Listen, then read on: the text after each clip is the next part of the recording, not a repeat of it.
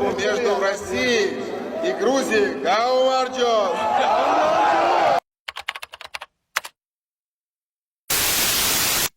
რაღაცა დიდი ხანი აღარავინ აღარ ამბობს, რომ საქართველოს დაბომბოს. იცით რატო აღარ ამბობენ?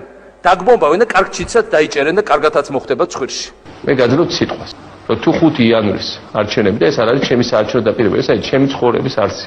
ჩავატარეთ ნორმალურად, შემდეგი ზამთარი ჩვენ დავბრუნდებით სახლებში. მე ამის გარანტიას და დაპირებას გაძლევ. აფხაზეთში შეიყვანეს ფსკოვისა და ნოვოროსიისკის სადესანტო ნაწილები. იმავე პერიოდში აფხაზეთში შევიდა რუსეთის თავდაცვის სამინისტროს სადაზვერვო სამსახურის ჩეჩნური ბატალიონი ვოსტოკის 250 მებრძოლი. მაისში ამავე ბატალიონის დამატებითი მებრძოლები განლაგდნენ ცხინვალის მახლობლად წვერიახოს მთაზე. 31 მაისს რუსეთმა აფხაზეთში სარკინიგზო ჯარების ბატალიონი შეიყვანა. არასდროს ჩვენ არ დავუშვებთ საქართველოს ტერიტორიას ერთი მისხალი მიწა, რომელიმე სახელმწიფო ჩამოაშოროს ანექსიის და ოკუპაციის გზით. რა ნარჩენების დარჩა სეპარატისტების იქნით, რომ ძირითადად სეპარატისტები ყოფილ როგორც გახსოვთ, ჩვენ მხარეს გადმოვიდა. 2008 წლის ზაფხულისთვის კონფლიქტურ ზონებში რუსეთის რეგულარული ნაწილები უკვე განლაგებული იყვნენ შემდეგ ადგილებში: ოჩამჩირე, ბაბუშერა, ფომბორა, სოხუმი, წებელდა, ოხურეი, გაგრა, ლათა, გუდაუთა, ცხინვალი, ჯავა. პროვოცირებაც კონკრეტის რეჟიმასა და ცხინვალის რეგიონში ეს იყო აბსოლუტური თვითშემოქმედება და რუსეთის ფედერაციაც კი არ იყო ამისთვის მზად. რუსეთი ისეთივე შეჩვეთებულია, რაც ხდება დღეს ცხინვალში. მე მართლა მჯერავს, რომ ამ შემთხვევაში რუსები მართლა ცდილობენ, რომ სიტუაციის დეესკალაცია მოხდეს. დარწმუნებულია, რომ არც რუსეთს არ აქვს ინტერესი კონფრონტაციის გაგრძელების და პრობლემების გამრავლების. 15 ივლისიდან 2 აგვისტოს ჩათვლით მოსკოვმა ფართომასშტაბიანი სამხედრო სწავლებები კავკასია 2008 ჩაატარა. წვრთნებში მონაწილეობდა 8000-მდე ჯარისკაცი და 700-ზე მეტი ჯავშანტექნიკა. სწავლება უშუალოდ საქართველოს საზღვრის სიახლოვეს მიმდინარეობდა. ჯარისკაცებს ურიგებდნენ პროკლამაციებს, სადაც მთავარ სამიზნედ და მტრად ქართული ჯარი სახელდებოდა. წვრთნების დასრულების შემდეგ საჯარისო ნაწილები დისლოკაციის ადგილზე არ დაბრუნებულან და მათი უმეტესობა საქართველოს-რუსეთის საზღვართან ცხინვალის რეგიონის უშუალო სიახლოვეს განლაგდა. როგორც იცით, გუშინ სეპარატისტების მიერ სოფლების დაბომბაზე საპასუხოდ ჩვენ გავხსენით ცეცხლი და გადავედით შეტევაზე. მას უნდა სცოდნოდა, რომ ეს მოქმედებები რუსეთს უდავოდ შემოიყვანდა ქვეყანაში. არ ვიცი ეს ადამიანი რას ფიქრობდა. ამ კონფლიქტში ისე შესვლა, როგორც მან ეს გააკეთა, პოლიტიკური სიგიჟე იყო. ის მთლად შეშლილი არ არის. სააკაშვილის მდგომარეობაში მყოფი სხვა ადამიანები, ჩემი აზრით, ამ ომის შემდეგ გადადგებოდა რა მიზეზით დარჩა თანამდებობაზე, მე არ ვიცი. ეს არ არის ნორმალური. აი ამ დღეების განმავლობაში მიმდინარე პროცესებთან დაკავშირებით ალბათ საზოგადოება საერთოდ ჭოიდან გადავიდა. ამდენი სიყალბის, ამდენი სიმახინჯის მოსმენის რა ტყუილია ის ამბავი, რომ 2008 წლის აგვისტოს ბაგათი ლიდერი იძახდა, როდესაც რუსეთის არმია შემოსული იყო და ცოცხალი ძალა საქართველოში რუსები არ მონაწილეობენ ომშიო. თუ ის არის ტყუილი, რომ გაეროს უშუალო საბჭოში განცხადება არ შეიტანეს და სოფლიოს არ შეატყობინეს ის უბედურება, რომელიც 2008 წელს დაიწყო საქართველოში და ხო ის აუცილებლად რუსეთმა შეიტანა საქართველოს წინააღმდეგ 8 აგვისტოს. ეს არიან დამნაშავეები, რომელსაც მთელი საქართველოს 20% გადასცეს რუსეთს.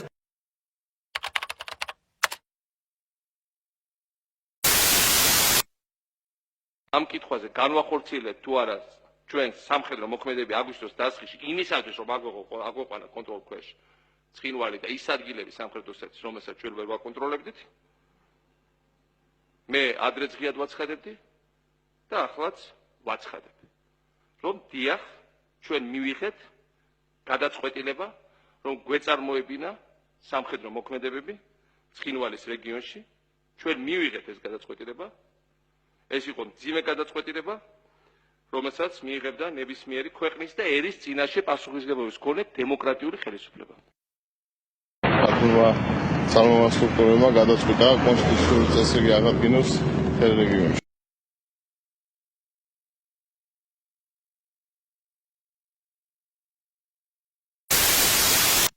მაშინ, როდესაც ნაციონალური მოძრაობა პროდასავლურობას ებრალებს, საქმით კი ყოველთვის რუსეთის სასარგებლო ნაბიჯებს დგამს.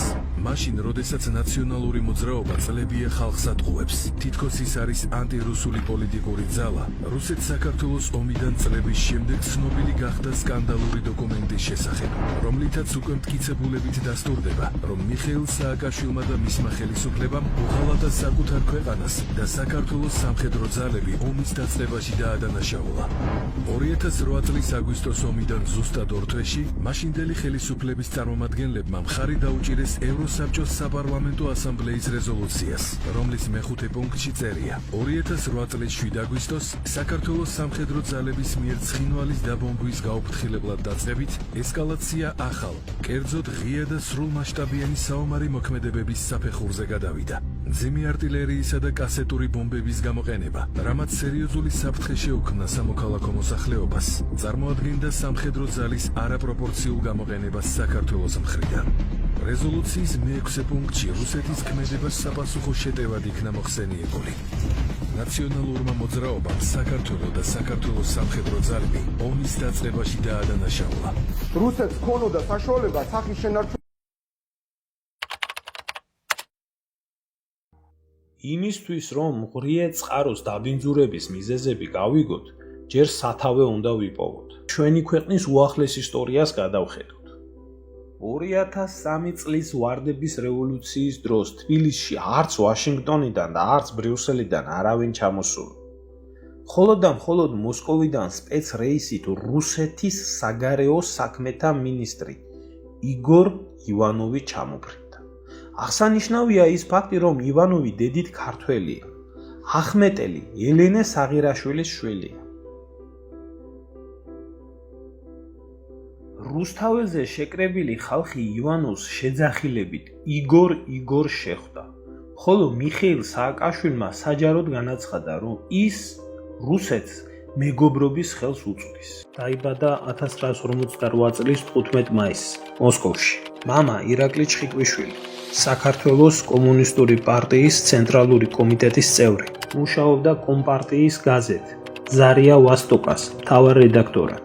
ვლადიმერ ჩხიკვიშვილმა 1965 წელს დატოვა თბილისი და გადაბარგდა მოსკოვში, სადაც 1971 წელს დაამთავრა მოსკოვის საერთაშორისო ურთიერთობების უნივერსიტეტი, ეგრეთ წოდებული მგიმო, ჩრდილოეთ ევროპის ქვეყნების მიმართულებით. 10 წლეულების მანძილზე მუშაობდა საბჭოთა საელჩოში, ნორვეგიაში, ისლანდიაში, ამერიკის შეერთებულ შტატებში და სხვა მრავალ ქვეყანაში. დაცული აქვს სადოქტორო დისერტაცია ნორვეგიის საგარეო პოლიტიკის პრობლემების შესახებ. 1994-98 წლებში მუშაობდა ამერიკის შეერთებულ შტატებში, რუსეთის საელჩოში, ელჩის მრჩევლად. 98-2002 წლებში მუშაობდა დირექტორად რუსეთის საგარეო საქმეთა სამინისტროს დეპარტამენტში ჩრდილოეთ ამერიკის და კანადის მიმართულებაზე. 2002-2006 წლებში იყო რუსეთის ელჩი საქართველოში. 2008-2014 წლებში რუსეთის ელჩი საბერძნეთში. დაჯილდოებულია ღირსების ორდენით სამშობლოს სამსახურისთვის. მხარეები მალე სიტყვიდან საქმეზე გადავიდნენ. რუსეთიდან საქართველოში კადრების და კაპიტალის შემოდინება დაიწყო. კადრების და კაპიტალის კოორდინირებას ქართული წარმოშობის რუსეთის ელჩი ვლადიმერ ჩხიკვიშვილი ახორციელებდა. საბჭოთა და რუსი დიპლომატი. ამ მიზნით განსაკუთრებით უნდა გააქტიურებულიყო რბილი ძალის პრინციპი. პოლიტიკურ წრეებში უნდა ჩანერგილიყვნენ კრემლთან დაახლოებული ბიზნესმენები, შთამომავლობითი აგენტურა და გავლენის აგენტები. თავეში კგბ-ს გამოცდილი აგენტი სააკაშვილის ბიძია თემურ ალასანია იდგა. არა, ეს არის ავანტყოფიერია რა, ეს არის ამათ თანამარ დააჯვალ თავზე და სანამ დედას არ მოუთხნავ, ვერ იგებენ ვერაფერს. ეგრე იყო ხალხთან ცხოვრება ხა, ეხლა წვიხეთ. მაგათი დედა მოუთხან მე ქართველების მოსდე. ქართველების დედა მოუთხან მოსდე. ვინ არიან ეს ავანტყოფიერი დინამიკა? რომელიც 10 წლეულების მანძილზე მუშაობდა და ცხოვრობდა ამერიკის შეერთებულ შტატებში და გაერთიანებული ერების ორგანიზაციაში, ფლობდა სერიოზულ გავლენას. აღსანიშნავია ის ფაქტი, რომ თემურ ალასანიამ გზა გაუყვალა მის დიშვილს მიხეილ სააკაშვილს, როგორც კგბ-ს ჯარში, ასევე კიევის საერთაშორისო უნივერსიტეტის და ამერიკის შეერთებული შტატების უნივერსიტეტებში. КГБ работал с Порошенко и Саакашвили? На начале периода работали только украинские спецслужбы в составе тогда КГБ.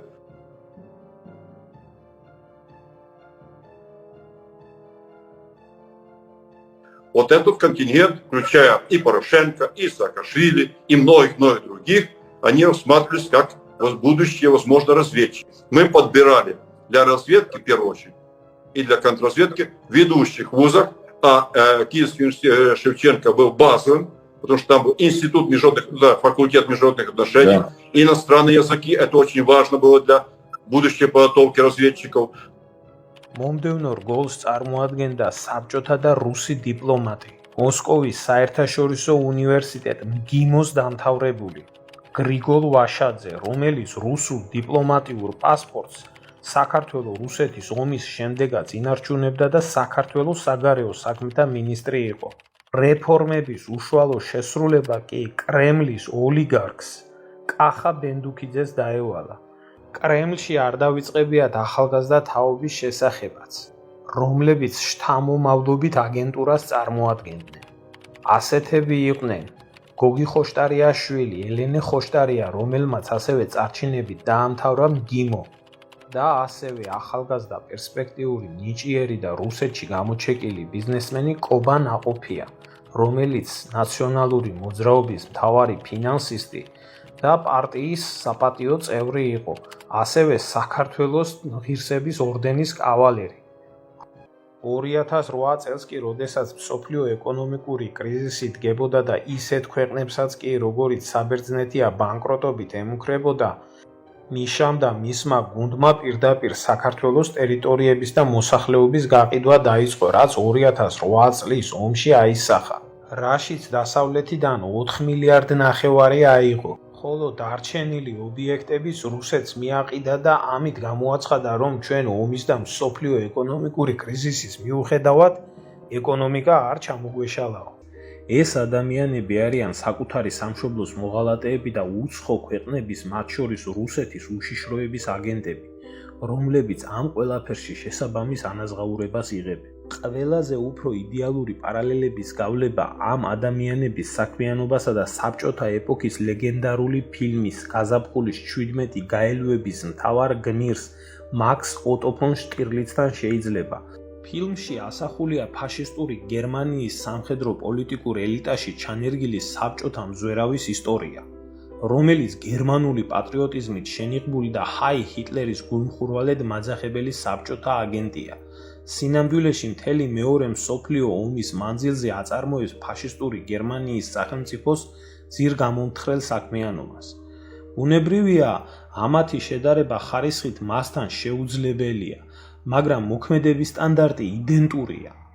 ჩემი ბრძანები დილის 5 საათზე 8 აგვისტოს მას შემდეგ რაც ბანდიტებისგან გავწვინდეთ ცხინვალი დავტოვეთ და გამოვიდით ქალაქის შემოგარენში 4 დღის განმავლობაში ამ მომენტის ჩათვლით რუსეთის ავიაცია მიწასთან ასწორებს ანგრევს და მეორე გროდნით აქცევს ცხინვალს.